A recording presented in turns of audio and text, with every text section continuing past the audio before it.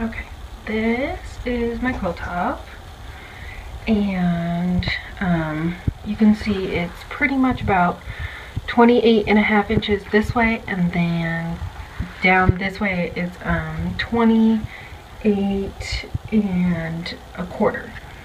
So if I want to do mitered corners on the sashing, which I did at 1.5 inches, so this is 1.5 inch sashing, so I'm going to put that around the edge. So if I want to calculate how much of this I need, what I'm going to do is measure and then add the additional amount of the sashing that would be on this side. So what I basically do is add this, which would be 28.5, plus I'm going to add 1.5 from this side and 1.5 from the other side, from that side. So when you add it all together, you'll have 31.5 for the top and the bottom, and then for my two sides I'll have 31.25 inch on these sides. So then what I'll do is I will stitch this sashing on like that, and this sashing on like this, and they'll overlap like so. Okay, and what you're going to do is you're going to stitch, obviously you'd be stitching it like this, excuse me,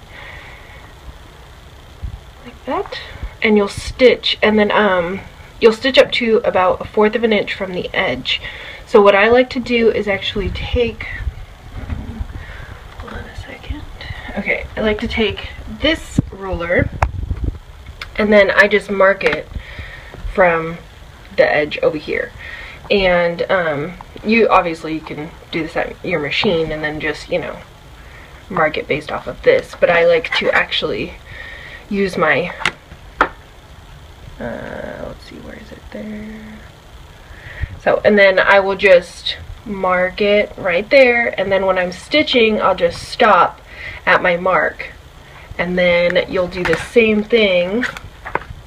Once you do that, you'll flip this over, and then you're going to take this piece, and the nice thing is that this sashing will already be sewed to that 1/4 inch mark. So when you go to put this one on, all you would have to do is overlap and then just press your like finger, you can kind of see the fabric there, but you'll just press kind of like into it, put your needle down right where that dot is, right where you marked it, and then start. Obviously it'll be 1/4 of an inch because that's what our seam is. So you'll do 1/4 of an inch and then you'll start down. You can backstitch if you want. I actually do backstitch. It gives me a better seam. So then what will happen is once we get those stitched on, then we'll flip this out and then we'll go from there. So let me stitch these on and then we'll start up again, okay? Okay, so I am on my machine and I'm stitching the sashing on. Of course I'm at 1/4 of an inch stitch, and then I'm going to use my tool here, and thankfully I have white fabric so I can kind of see through it, and I'm going to stick that 1/4 of an inch on the end, and then I'm just going to simply mark it with my washable pen here. Make sure I get this right on the dot. Okay, there we go. So I go ahead, put the lid back on so you guys can see I marked it. So what I'm going to do is just stitch and continue, and then I'm going to stop right on that dot, and then if you feel like doing it, you can backstitch. I do about 2 back stitches. Then what I'm going to do is push this over like this, and this is going to be stitched in at 1/4 of an inch. So when I start on my other side, I'm just going to start right there, and I don't have to mark it or anything because I already have the seam that guides me. Okay, so I just finished this one, so you guys can see it's stitched up to there. So now I'm just going to lay my next one over, and I'm just finger pressing this. You can press it with an iron if you want, but I prefer not to. I'm just finger pressing it, and then you guys can see here's that line right there. As long as your fabric is lined up, and then just use obviously your 1/4 of an inch petal there, and then just start right on that seam right there. And then again, back stitch if you want. Again, I always do because it just gives me a better fold. So when I do my mitered corners, it'll look nicer, okay? Okay, so here I am on the last one here, okay? And this is the first one I sewed on. Now check this out, you don't even have to mark this last one because obviously you already have it marked for you. If you finger press this one back, okay, don't run over it because that's a no-no. Okay, so you're gonna slide this into place like this, and then you're just gonna stitch. Obviously you're using your 1/4 foot here, so, and you're gonna just stitch. And then once you hit this seam right here, then you just back stitch and you're good to go. Then basically this seam gives you the 1/4 inch. So you don't have to mark it. If you need to or feel like you want to, then you can go ahead and do that. But honestly, this seam should just really give you that guide of where to stop. Okay, now we have all of our sashing on. So I'm going to go ahead and show you how we're going to mark this. So you can see they overlap and they're both stopped at 1/4. So there's my little 1/4 of an inch right there, okay? So here's the tricky part about miters is folding your fabric the correct way so that you get the right seam that you want. So what I typically do is, sorry guys, okay, so lay your fabric on the front so you have your back seams here, and you're just gonna match your back seams together.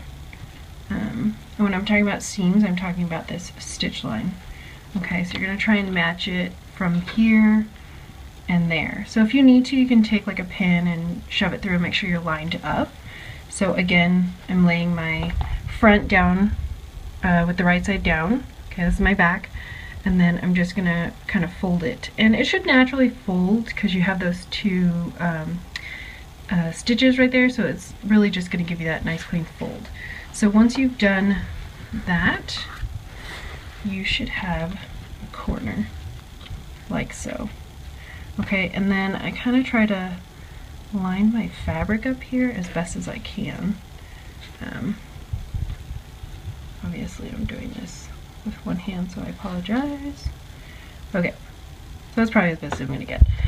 And once I've done that, then you're gonna get your 45 ruler. I don't know if you guys can see this, but it has a 45 line on here. So what I'm gonna do is actually line this 45 line up right along here. Okay, and then once I have the 45 line with my fabric, sorry, I want to make sure this is perfect. Here's that dot that I had originally made. See if you guys can see that. So there's the dot that I originally made. So when I mark this, I really want to start there and I want to draw my line down. Again, making sure that this line stays along my fabric, and this is where my ruler is up against. So then I'll just take my washable pen and I'm just going to mark it down. And then what you'll do is you'll stitch from this dot down to the end. Again, I like to back stitch and back stitch, and then once you open it, you'll have a nice seam.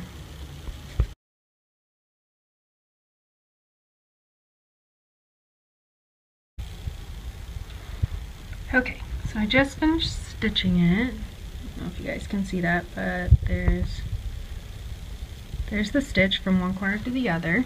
Okay, so I'm going to take this over to my ironing board here, and I'm going to obviously open it up. Okay, and you're going to have kind of this like funky tail looking thing. So how I iron these to make it a little bit more clean and I get a sharp corner is I'm going to open the two tail end fabrics like this, and then I'm just going to kind of nicely open these seams up, and I'm going to kind of iron all of that down so that when you're looking at it from the front, you can kind of see like a little block. So pressing, and again, you might have to kind of like play with these like back pieces a little bit. But once you get it ironed, it'll look really great. So here, let me steam that up for you. Okay, so, excuse my ironing skills. Alright, there we go.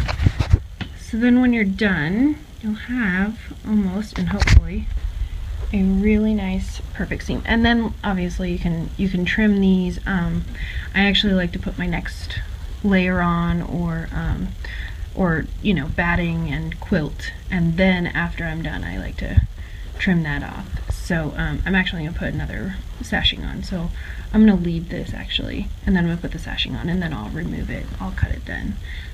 But I like to have it there because it gives me that opportunity to keep this with that background, and then have that perfect line. So there you go, that's how I do it. So hopefully that helps everyone out.